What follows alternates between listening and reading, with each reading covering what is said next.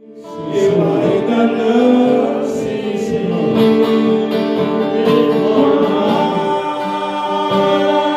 A beleza que existe em ti, que eu ainda não vi. Sim, Senhor. Isso é tudo que Deus pode nos dar.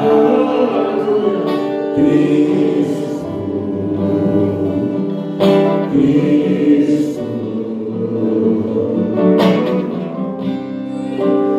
a beleza revelada do Pai. Cristo,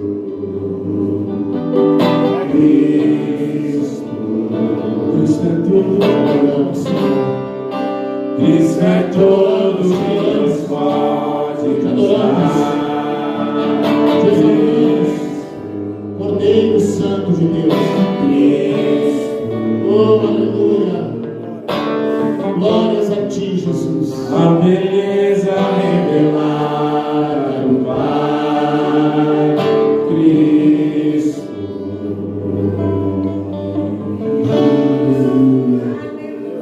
Glórias a ti, Jesus. Aleluia. Amém, queridos. Amém. Boa noite. Boa noite. Sai do seu lugar, cumprimenta aí os 3 ou 4 aí, porque faz tempo que você não vê os irmãos. Sai do lugar, cumprimenta. Glória a Deus. Paz. Cumprimenta.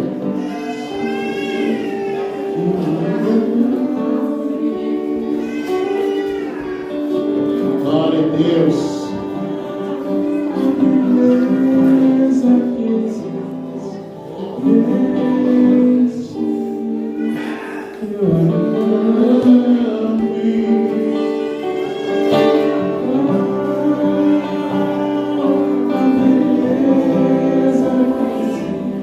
Glória a Deus.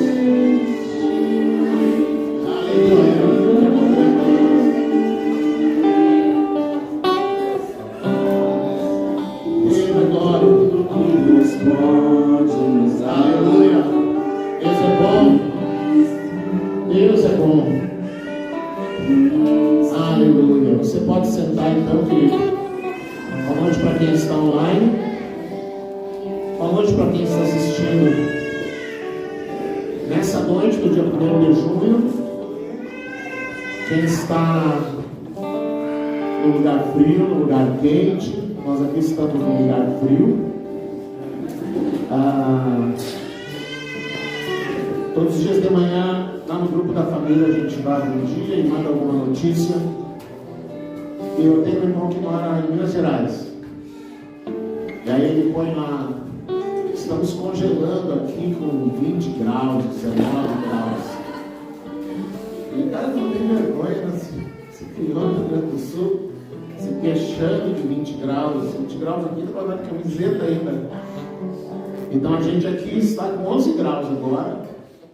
E glória a Deus, né? Esse é o momento, é a época em que a gente é muito testado na nossa fé.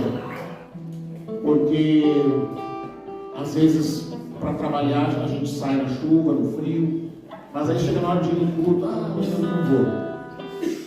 Esses são dias que a palavra diz que a gente precisa estar muito atento ao Senhor e à sua palavra. E às vezes um final de semana sem cultuar, ele traz uma grande diferença na vida da gente. É que nem se alimentar, né? Fica um dia sem comer para ver. Então a gente precisa estar sempre alimentando o nosso espírito. Amém? Nós estamos distribuindo já há alguns dias algumas Bíblias. A gente recebi mais essa semana. Eu não me lembro, alguém mais tinha pedido. Você tinha pedido? Recebi mais 3 ou 4 essa semana. Eu queria levar uma lá. Eu acho que essas duas aqui, eu sei que uma é para deixa eu ver, pro Ismael. E a Letícia pediu uma vez. Letícia não veio hoje? Letícia, cadê a Letícia? Não veio. Ô Lavínia, leva lá para a Letícia. Porque se eu vou começar a doar aqui já era, né? Perdeu já era. Eu sou uma aqui ainda, eu não me lembro se alguém mais pediu. Tem uma aqui, é a Bíblia na versão NVI, semelhante à linguagem de hoje. É uma excelente Bíblia. Essa Bíblia ela não pode ser vendida, ela é distribuída pelo Exército da Salvação. E a gente tem uma pessoa que nos dá. Então, está aqui, se precisar mais, aí eu peço mais. Vamos para a palavra então? Amém? Hoje é dia de Santa Ceia. A irmã Júlia preparou para nós um pão sem fermento, para ser mais próximo do pão que era usado por Jesus na ceia, o pão sem fermento. Então hoje nós vamos ter a ceia com pão sem fermento. Se alguém sair assistindo online e quiser correr para ver, providenciar os elementos aí para a ceia, ao final da palavra nós vamos celebrar a ceia. Abra sua Bíblia então em Isaías capítulo 6.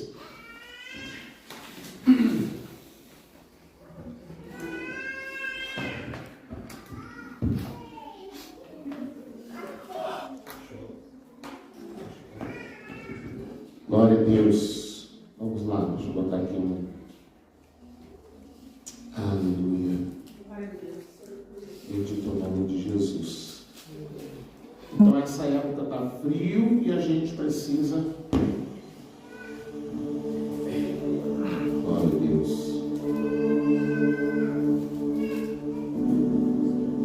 Aleluia. Precisa se agasalhar, né?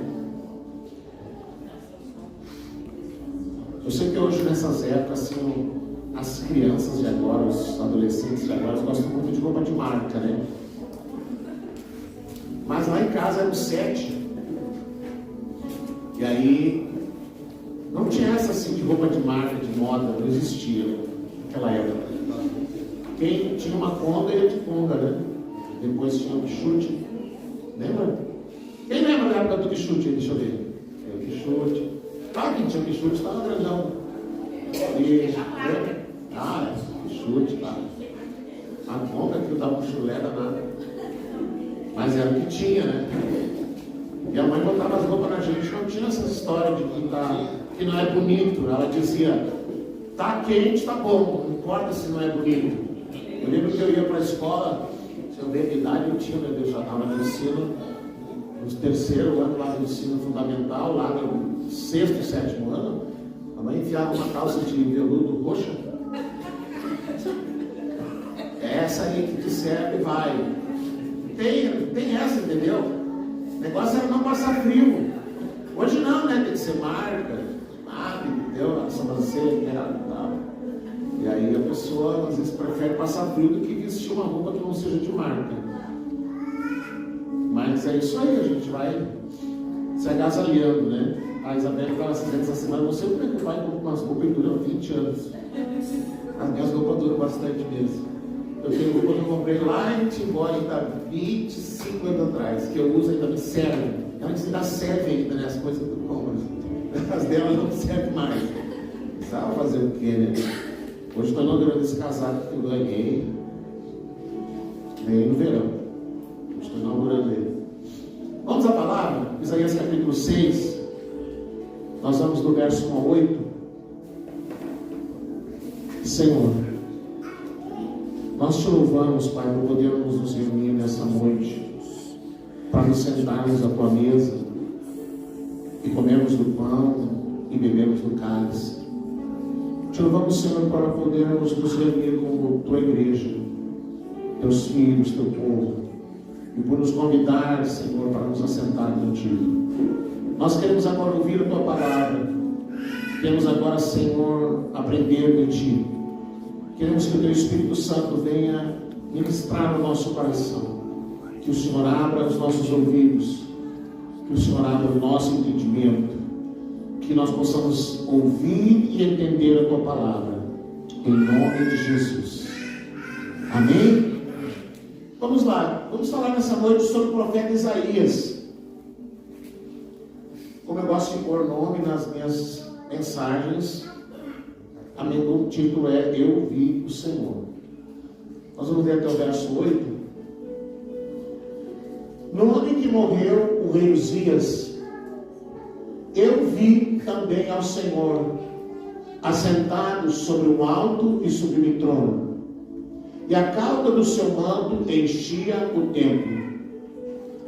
Serafins estavam por cima dele, cada um tinha 6 asas, com 2 cobriam seus rostos, com 2 cobriam seus pés, e com 2 voavam. E clamavam uns aos outros, dizendo: Santo, Santo, Santo é o Senhor dos exércitos, toda a terra está cheia da sua glória.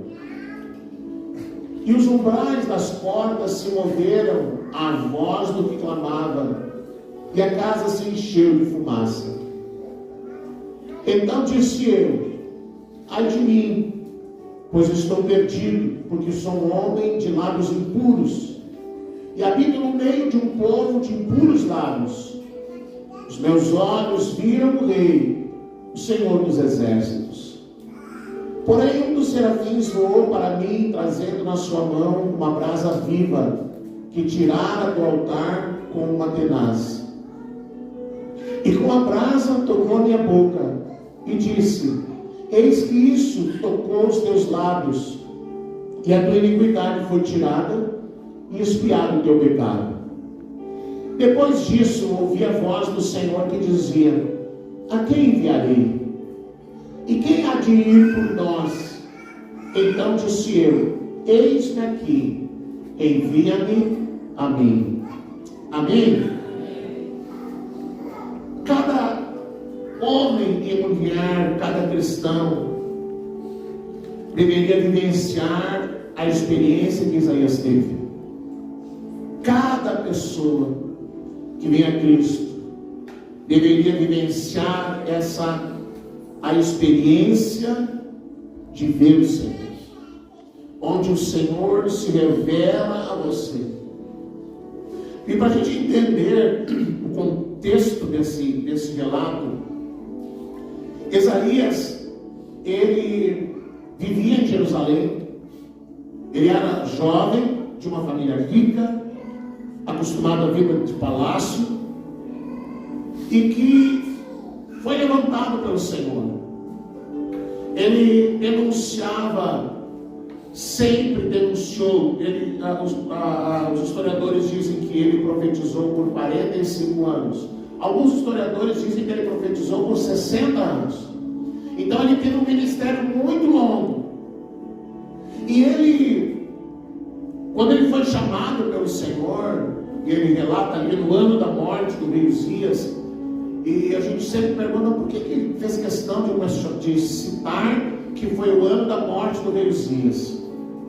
Porque ele era primo ou sobrinho do rei Uzias. Então era alguém próximo do rei Uzias. E ao longo desses 45 ou 60 anos profetizando, vivendo às vezes perseguição, ele profetizou sobre 4 reis, os reis do reino do sul, que a sede era em Jerusalém. Ele profetizou sobre o reinado de 4 reis, e o último rei que se levantou foi o rei que o perseguiu e o matou. Ele foi perseguido, se escondeu dentro de uma madeira, de um tronco de cedro, e uma parte do seu manto ficou de fora. Os soldados que o perseguiram viram que ele estava lá dentro, não o deixaram sair, e o rei mandou cerrar o meio. Ele foi morto, cerrado ao meio. Mas o que fez este homem profetizar por 60 anos e abandonar uma vida tranquila, largar uma vida que todo mundo queria, um jovem rico, família abastada, vivendo na rotina do palácio? O que fez com que ele adotasse outros valores? O que fez com que tudo mudasse na vida dele foi esse encontro com o Senhor. Ele está no templo. E a primeira coisa que a gente percebe, irmãos, é que muitas vezes Deus precisa abalar as estruturas da nossa vida para que a gente se volte ao Senhor. A vida de Isaías estava indo tudo bem. Morre o rei. Então a morte do rei Uzias, que era seu familiar, que era alguém, algum parente próximo, fala de um momento onde ele está sofrendo. Fala de um momento, ele está de luto, ele está vivendo o luto da perda desse familiar, desse parente próximo. E foi provavelmente o que fez com que o seu coração tivesse mais quebrantado. A verdade, irmãos, é que quando tudo está muito bem, ninguém quer buscar a Deus. Quando tem saúde, quando tem recursos, quando o casamento vai bem, quando a família vai bem, quando tem churrasco sempre, quando você consegue reunir as pessoas e tal, ninguém quer se lembrar de buscar a Deus. Buscar a Deus se torna uma opção qualquer, mas não é uma prioridade, não é o que se põe importância. Então muitas vezes, irmãos, Deus precisa balançar as coisas na nossa vida para que a gente se volte para Ele. Um bom exemplo disso, irmãos, a palavra conta a história do filho pródigo. Você já leu a história do filho pródigo? O filho que pega a herança e vai para longe, numa terra distante, que sai da casa do pai, e lá ele vai gastando dinheiro, toda a herança que ele recebeu, ele gasta com bebidas, com festas, com mulheres, enfim. E aí no fim o dinheiro termina. E aí a palavra de Deus diz que veio uma seca muito grande naquela terra, e agora ele não tinha dinheiro, não tinha como ficar em hotel, ele não tinha como pagar o seu sustento, e ele começa a buscar um trabalho, e o único trabalho que é oferecido para ele é o trabalho de cuidar de porcos. Que talvez a gente pensasse que tem que cuidar de porco, mas você tem que entender que para um judeu cuidar de porco é assim uma humilhação terrível. Tem que cuidar de porcos. E pior do que isso além de cuidar dos porcos, não tinha vale refeição. Ele não recebia o alimento, então ele tinha que comer da comida que era dada para os porcos. Então esse moço agora, que ele está sem dinheiro, ele não tem onde ficar, ele tem que cuidar de porcos, ele tem que comer a comida dos porcos. A Bíblia diz que num dia desses, em uma rotina de trabalho, ele cai em si. E aí ele se lembra da casa do pai. E aí ele se lembra que na casa do meu pai não falta alimento para nenhum dos seus empregados. A crise, a necessidade fez com que aquele filho se lembrasse da casa do pai. E às vezes, irmãos, Deus precisa fazer isso na nossa vida. A vida longe de Deus, irmãos, a gente tem muitas certezas, muitas convicções, e a gente acha que o nosso estilo de vida ele é inabalável. Mas quando Deus quer atrair alguém, irmãos, tudo que é inabalável Ele vai abalar. Tudo que é convicto e certeza Ele vai bagunçar, Ele vai mexer, para que a gente pare e pense que o nosso lugar é em Deus. O nosso lugar é diante de Deus, é na sua presença. Que os salmos, assim, Davi diz que é preferível estar um dia na casa do Senhor do que 1000 dias em qualquer outro lugar.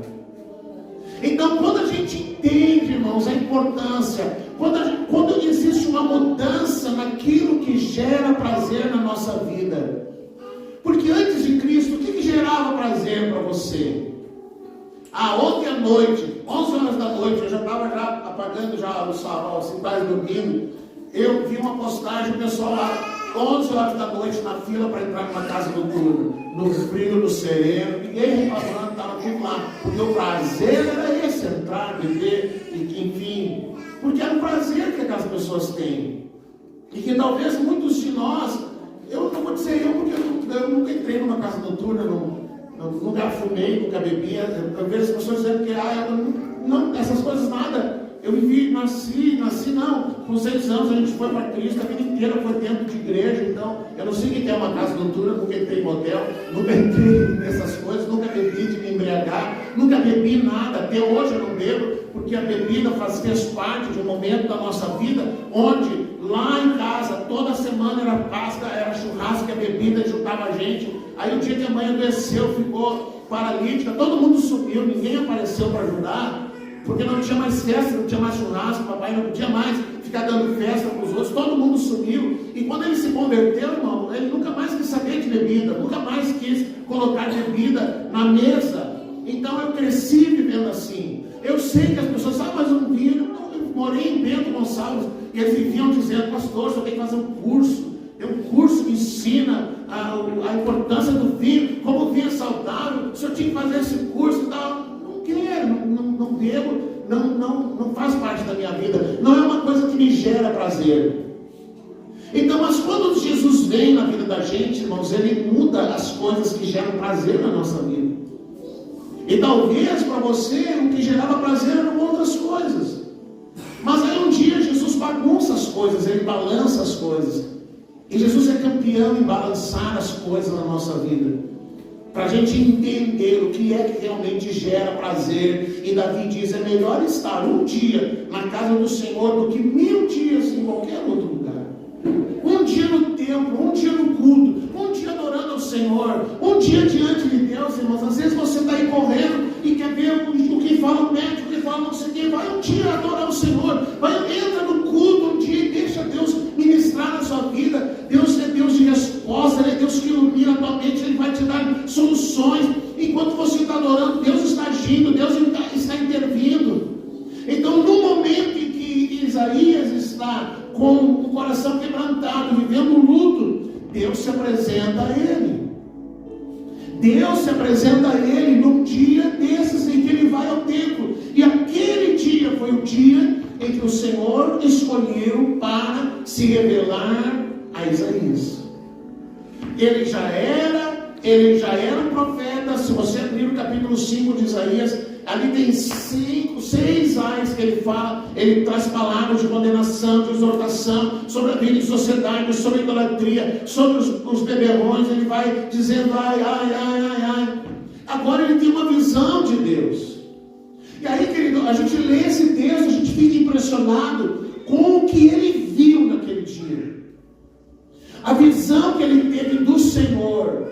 Eu vi o Senhor.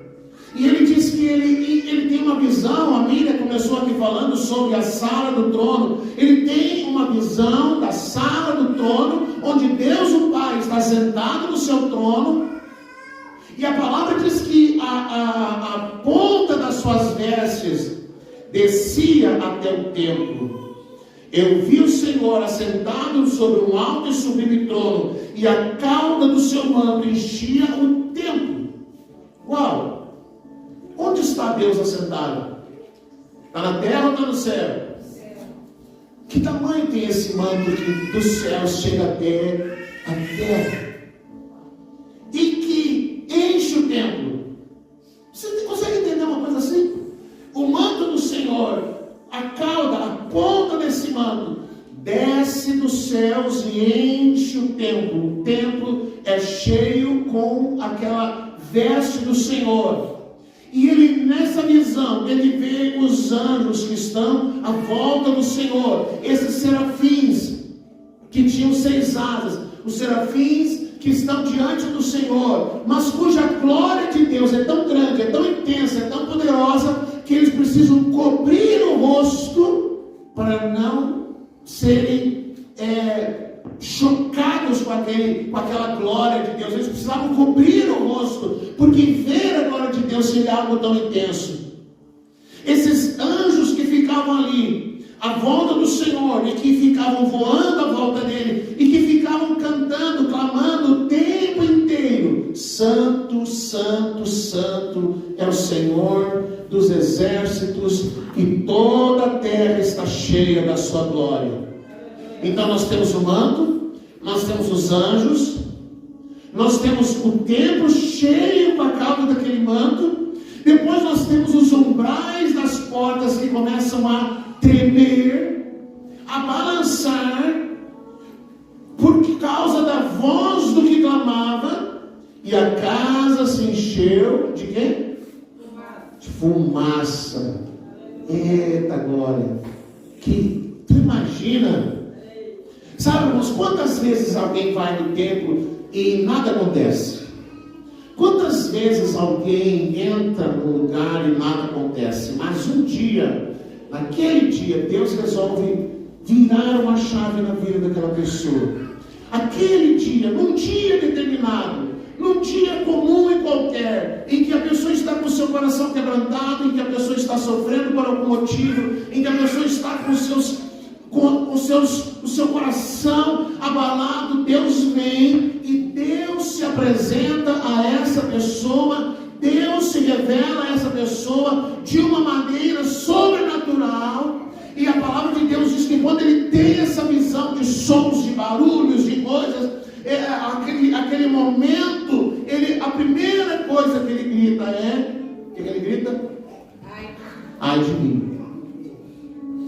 Primeira coisa que acontece quando Isaías vê o Senhor, a primeira coisa que acontece quando nós vemos o Senhor é entender a nossa condição. Qual é a nossa condição?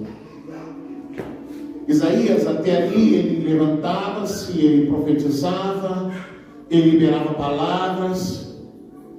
E às vezes, querido, nós pensamos que a nossa vida, nós estamos num nível maior, nós estamos num nível superior, aquele lá é beberão, mas eu não sou.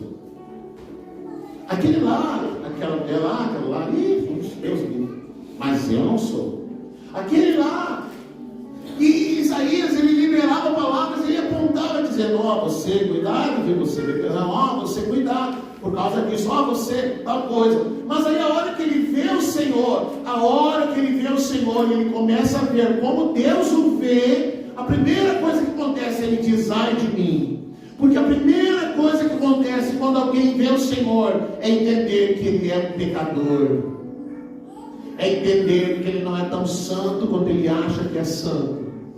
É entender que ele não é tão perfeito como ele acha que é perfeito. É entender que ele não é tão bom quanto ele acha que é. Então a primeira coisa que acontece é entender, ai de mim. Por que ai de mim? Porque eu vi o Senhor. Eu vi o Senhor. E porque eu vi o Senhor, eu percebo agora que os meus lábios não... Olha, ele é profeta. Qual é a ferramenta do profeta? A boca. A ferramenta do profeta é a boca. Aí ele que é o profeta, ele diz assim, eu sou um homem de lábios impuros. Ih, Jesus. E eu habito no meio de um povo de lábios impuros. Então ele percebe, irmãos, que embora ele já estivesse até se movendo em algum ofício ministerial, como profeta, ele ainda precisava muito ser tratado pelo Senhor. Ele não era tão perfeito assim. Ele não era tão santo quanto ele pensava ser. Então ele diz, ai de mim, eu sou um homem de lábios impuros e eu habito no meio de um povo de lábios impuros. E ele reconhece isso diante do Senhor, porque ele não apenas pensa que ele é um homem de lábios impuros, ele fala isso, ele declara isso, ai de mim, eu vi o Senhor, eu vou morrer. Essa foi a convicção de Isaías, eu vou morrer porque eu vi o Senhor. É aquela coisa assim, meu Deus, eu vi Deus, agora eu vou morrer mesmo, agora já estou pronto para ir no céu agora. E Deus se apresentou a mim, já era um aviso de morte. Já é um aviso de morte, pronto. E aí a palavra de Deus diz que, porém, um dos serafins voou para mim, trazendo na sua mão uma brasa viva que tirara do altar, e com a brasa tocou na minha boca e disse, isto que tocou nos teus lábios, e a tua iniquidade foi tirada, e os teus pecados foram perdoados, os pecados expiados, o pecado perdoado.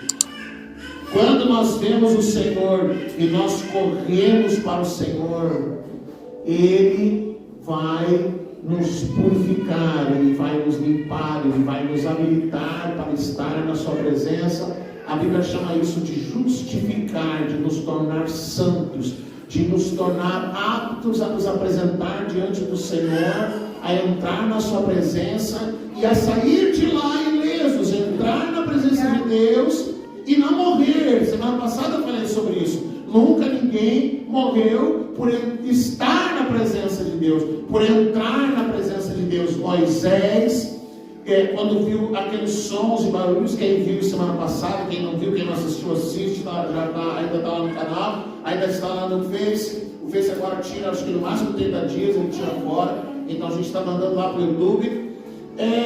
Que nós somos chamados a entrar na presença de Deus, chamados para adorar o Senhor, e nós podemos fazer duas coisas: ou a gente faz como Moisés, que corre para a presença de Deus, ou a gente faz como o povo que diz: não, eu não quero, Deus não precisa falar comigo.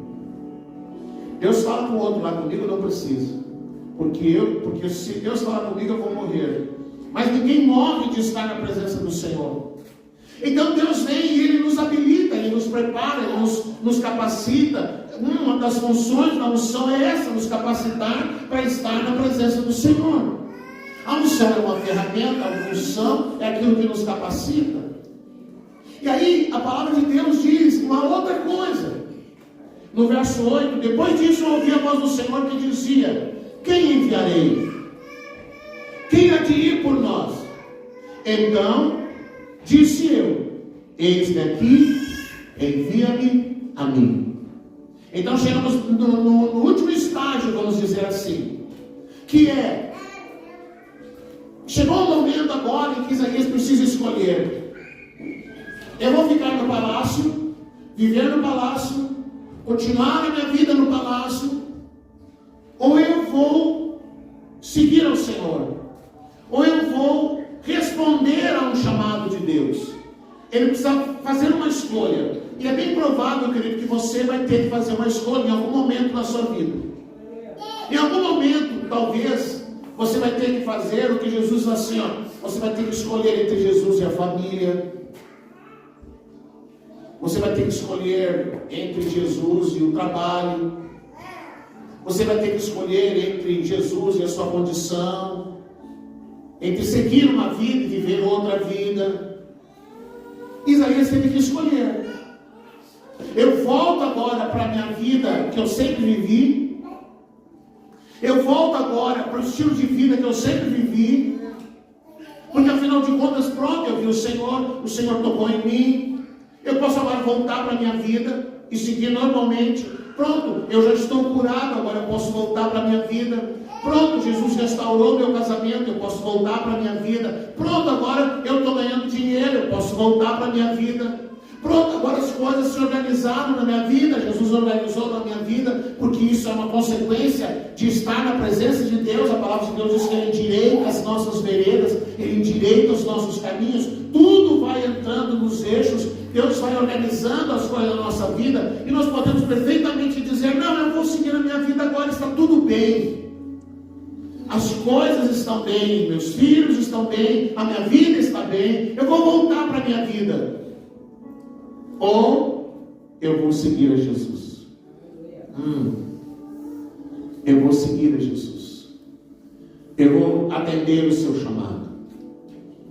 E diante do Senhor, veja bem, quanto tempo Isaías teve para pensar? Pensa lá, Deus está me chamando, eu vou pensar.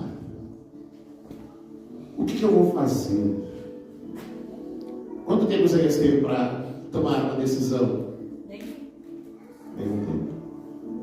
Sabe, irmãos, quando Deus chama, às vezes não dá tempo de fazer muita coisa. Quando Eliseu estava arando a terra, ele estava cuidando da terra, a Bíblia diz que ele arava com, eu não lembro se eram 6 juntas depois, 12 juntas depois, ele estava arando a terra, quando o profeta Elias passou por ele. O profeta Elias passou por ele, não disse uma palavra. O profeta tinha um manto, ele colocou o manto sobre os ombros de Eliseu. Eliseu entendeu. o chamado. Ele só disse assim: deixa eu me despedir dos meus pais. Tem até uma canção que fala disso. Eu vou me despedir dos meus pais. Aí ele pegou, largou todo esse trabalho que ele estava fazendo. Ele tinha o arado, ele tinha os bois. Ele voltou, fez uma festa, matou os bois, se desfez de tudo para ir, para não ficar nada para trás. Às vezes as pessoas pensam assim: eu vou seguir a Jesus, mas olha, eu vou deixar isso aqui, porque isso aqui vai ser o plano B. Se não der certo esse negócio de seguir a Jesus, eu tenho para onde correr. Sabe, com Jesus não tem um plano B. Com Jesus não existe um plano B. Ou é Jesus ou não é Jesus.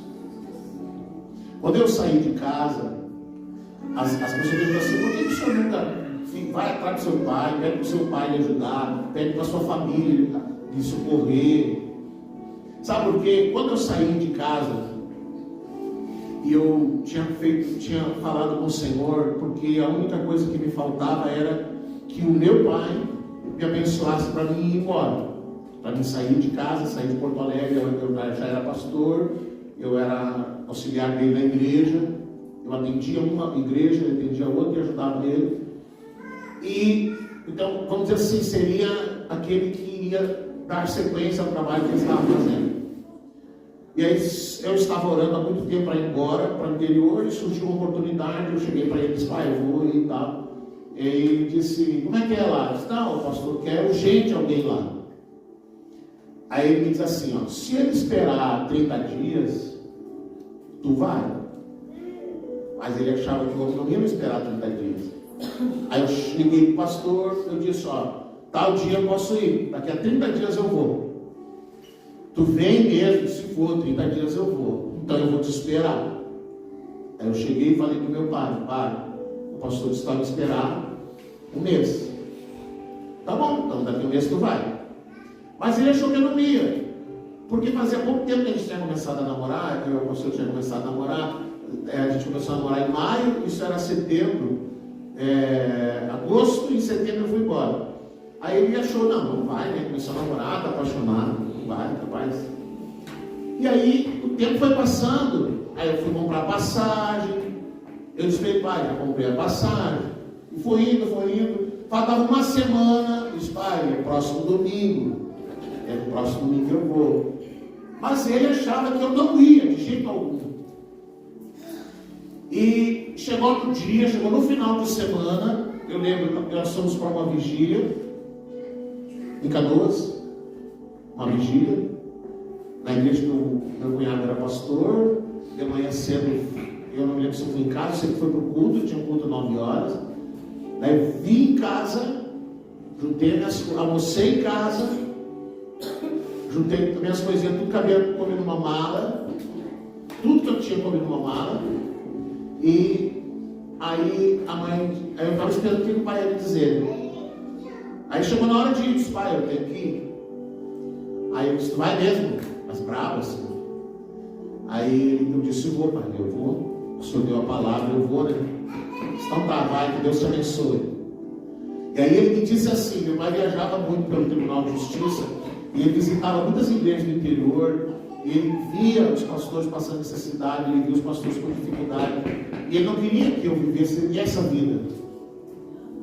Mas aí a mãe tinha um carro na garagem, daí a mãe disse assim: leva ele lá na rodoviária. Era 1 hora de ônibus da zona sul onde eu morava até a rodoviária. Aí ele olhou para mim e disse assim: tu quer ser pastor? Então tu já tem que aprender a sofrer. Vai de ônibus. Aí eu sabia,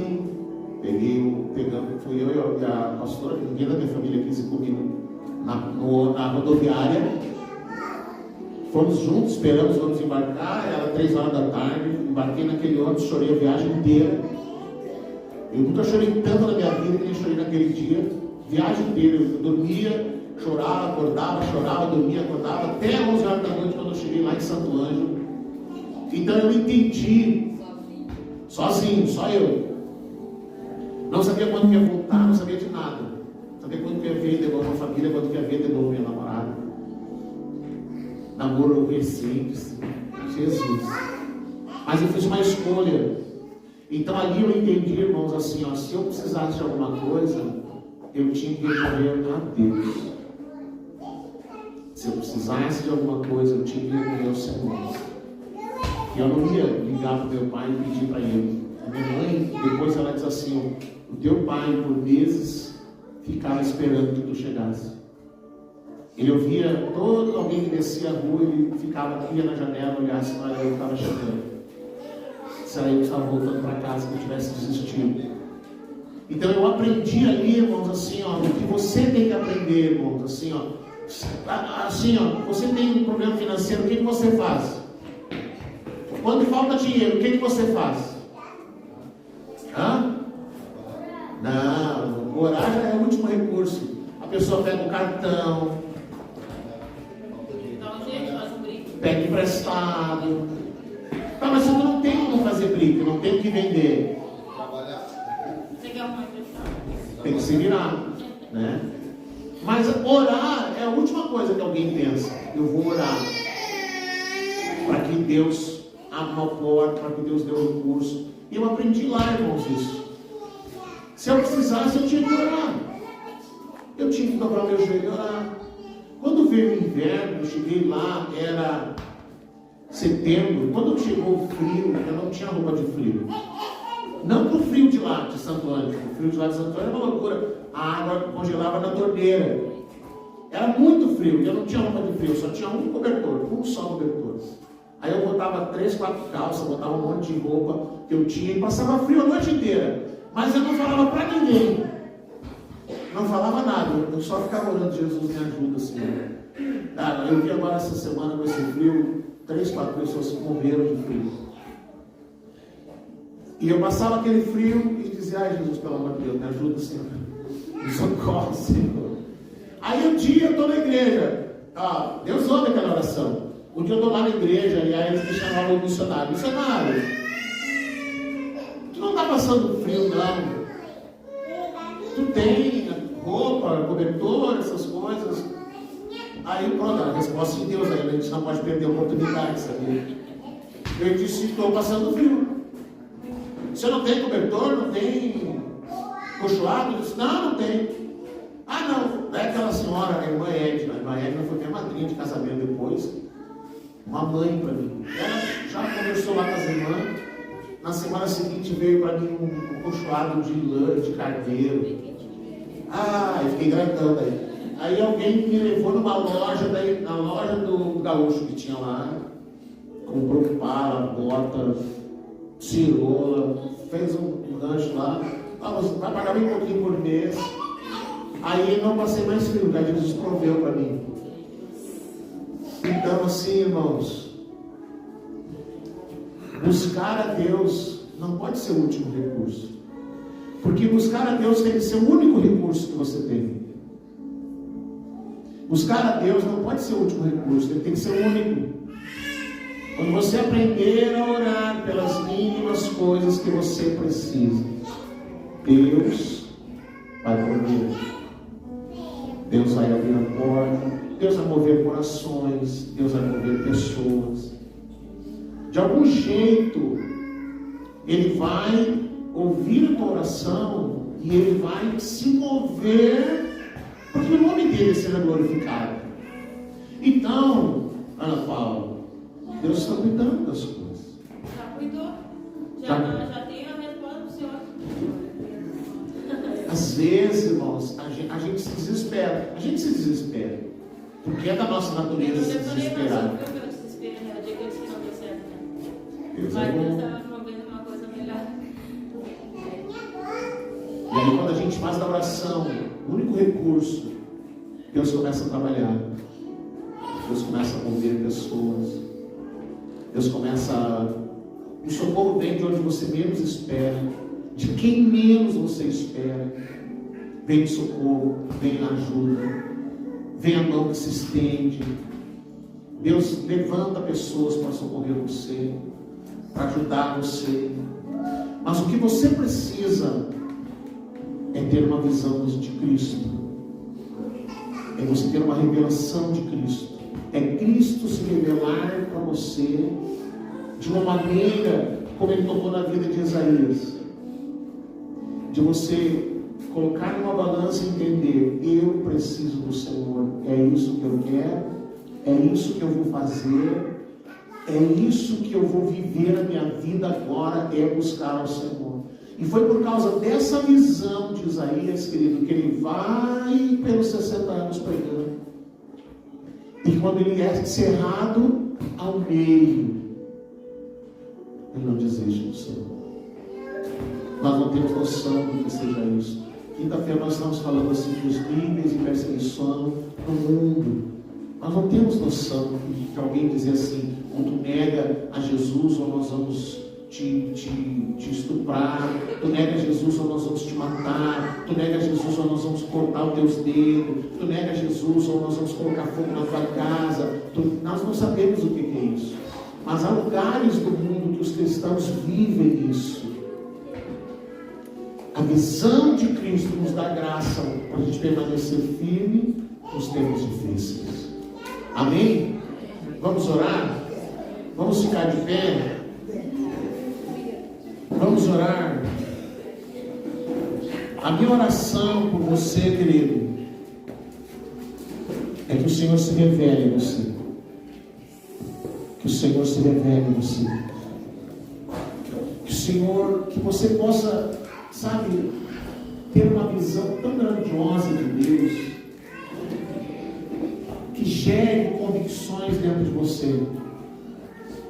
Convicções para a sua fé, convicções para você seguir amando ao Senhor, convicções para você não desistir de Cristo, convicções para você abraçar a fé e amar ao Senhor e ser uma luz dentro da sua casa. Às vezes uma única pessoa dentro de casa, e uma única pessoa pode trazer o resto da família.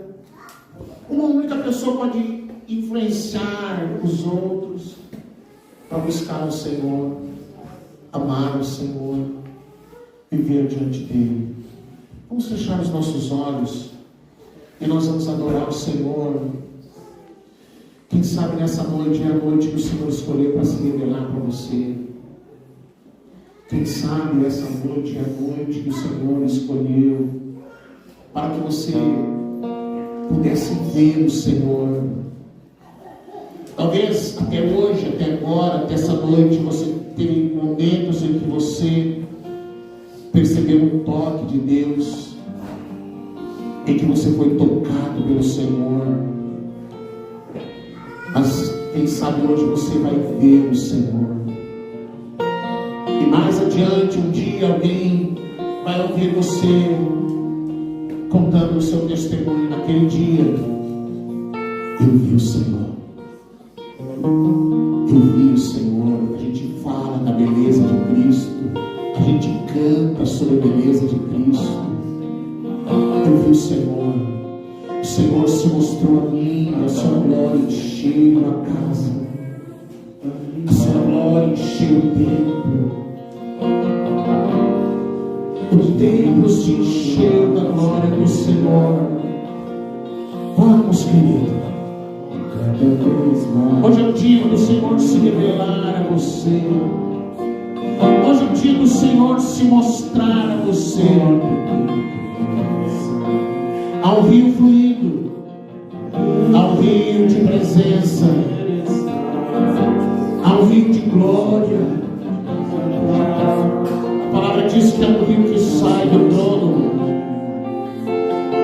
O rio sai do trono, debaixo do trono e desce.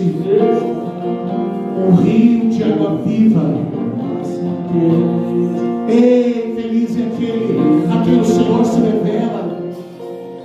Aquele que tem a graça de poder ver e ouvir o Senhor. Aquele que tem a graça de ser tocado pelo seu amor, tocado pela sua presença. Que o Senhor toque em você nessa noite. Que Ele se revele a você nessa noite. Que Ele se revele a você nessa noite. Sim, Senhor. Sim, Pai. Vem com a tua glória, com a tua presença, Senhor. Enche este lugar com a tua presença. Enche este lugar com a tua glória. A fumaça da tua presença. Com o teu Shekinah, Senhor. Sim, Pai. Deixe que Ele se revele a você nessa noite. Deixe que Ele se revele a você nessa noite. Sim, Pai. Vamos. Você pode adorá-lo.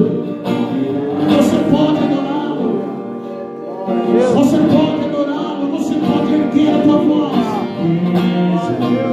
Você não precisa ter vergonha de estar na presença dEle. Deixe que Ele te toque nessa noite. Deixe que Ele toque no teu coração, que Ele toque na tua vida, que Ele quebrante o teu coração. Sim, Senhor. Sim, Senhor. Sim, Senhor. Vamos a Ele, vamos a Ele. Ora para Ele. Ora para Ele, ora para Ele. Sim, Pai, nós te adoramos. Nós te adoramos, nós te adoramos. Nós te adoramos. Nós erguemos a nossa voz a Ti, Senhor. Revela-te ao teu filho, a tua filha. Revela-te, Senhor. Que a tua glória possa encher e invadir. Que a tua presença possa encher. Sim, Senhor. Que os nossos olhos vejam o Senhor. Que o nosso espírito possa ver o Senhor. Sim, Pai. Sim, Senhor. Sim, Pai. Sim, Jesus. Ei, revela-te a Ele, Senhor. Revela-te, Espírito Santo. Vamos, querido.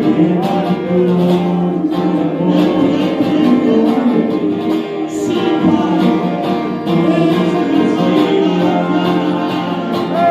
Santo nome de Jesus. Ele que eu estou gastando. Sim, Espírito Santo. Revela-te, Senhor. Revela-te, Senhor. Revela-te, Senhor. Revela-te, Senhor.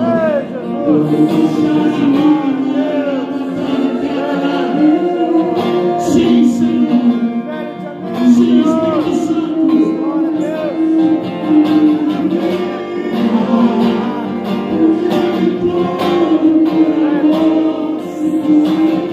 Que o Senhor possa marcar a tua vida nessa noite. Que o Senhor possa marcar a tua vida. O Senhor possa marcar a tua vida. Sim, Senhor. Marca a vida desse teu filho, dessa tua filha, Senhor. Toca na vida do teu filho nessa noite. Toca na vida do teu filho nessa noite. Sim, Senhor. Sim, Senhor.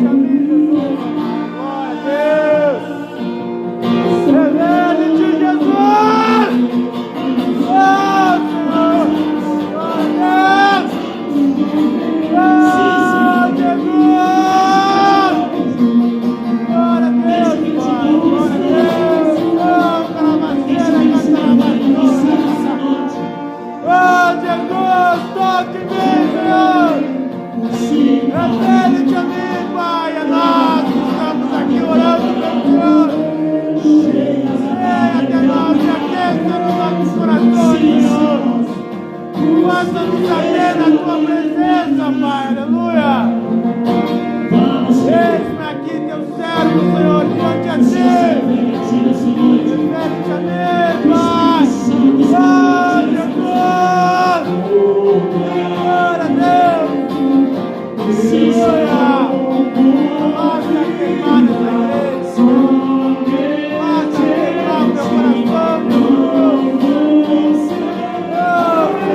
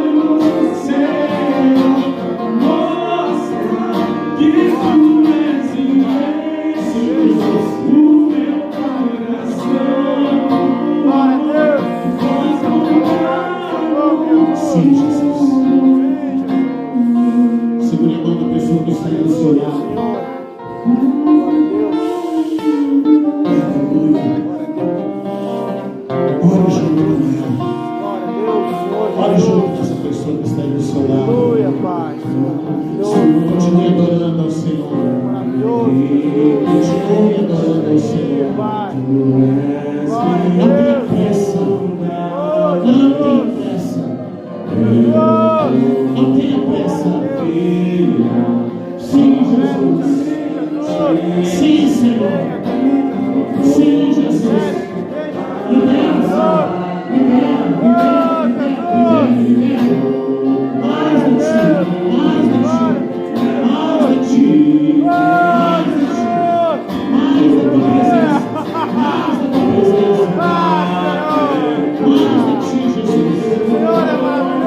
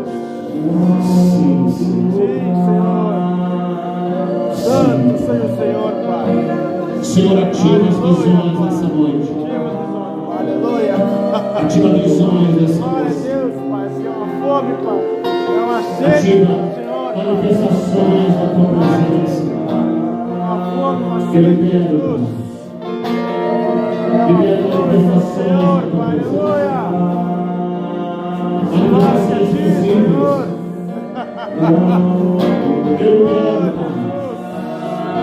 Oh, Senhor, faça Libera, Senhor. Sim, Senhor.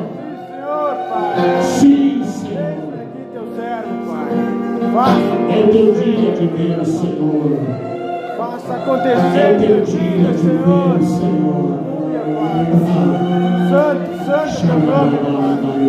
Marabachura, glória a Deus, Pai.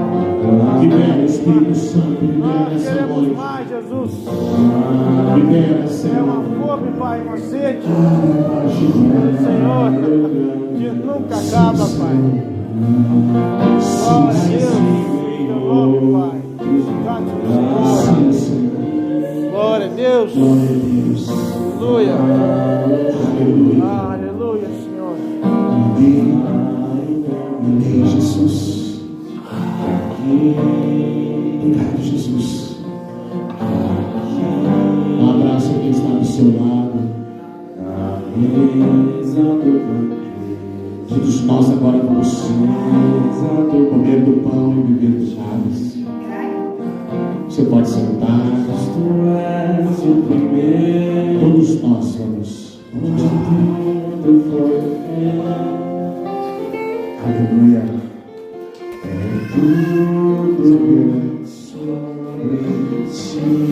Todos nós vamos celebrar. Todos nós.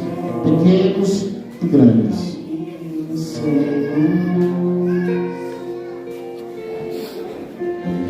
Glória a Deus. Salvador. Todos vamos comer do pão. Todos vamos beber do cálice. Se você quer participar da ceia com alguém que não está aí do seu lado, você quiser sair do seu lugar para ir participar da ceia com alguém, você pode sair do seu lugar. Glória a Jesus. O Senhor nos chama para nos assentar à mesa com Ele. Nós não somos dignos, mas mesmo assim o Senhor nos chama. Você vai ver que são dois cálices. O cálice de cima tem o suco e o de baixo tem o pão. O pão sem fermento.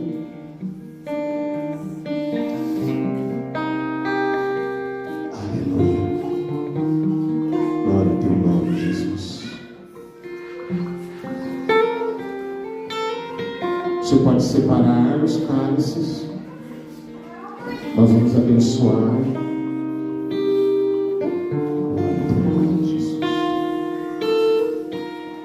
Aleluia. Todos foram servidos? Amém? Pai, nós abençoamos agora este pão e este suco. Pai, nós sabemos, e a tua palavra diz, que aquele que come da minha carne, se referindo ao pão, e aquele que bebe do meu sangue, se referindo ao suco, este tem parte comigo.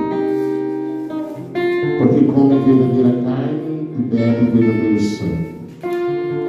Nós oramos agora abençoando esses elementos, Senhor. Que ao deles participarmos, não estamos, Senhor, nos alimentando fisicamente, o nosso alimento é espiritual, Senhor.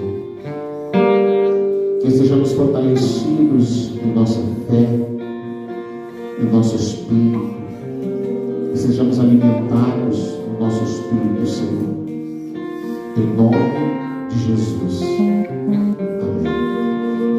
Então você que está tomando a ceia com alguém, você pega o pão e você vai servir, oferecer o pão e vai pegar o outro e vai comer.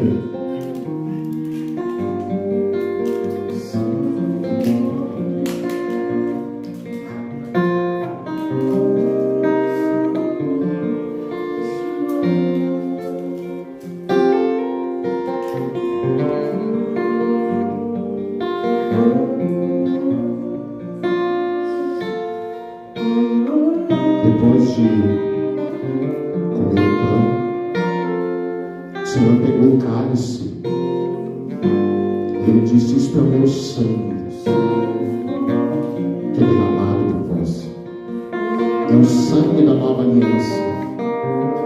E todas as vezes que comerdes este pão e beberdes deste cálice, anunciais a morte do Senhor até que Ele venha. Então você pode servir agora o suco de uva. Pode beber, já está abençoado.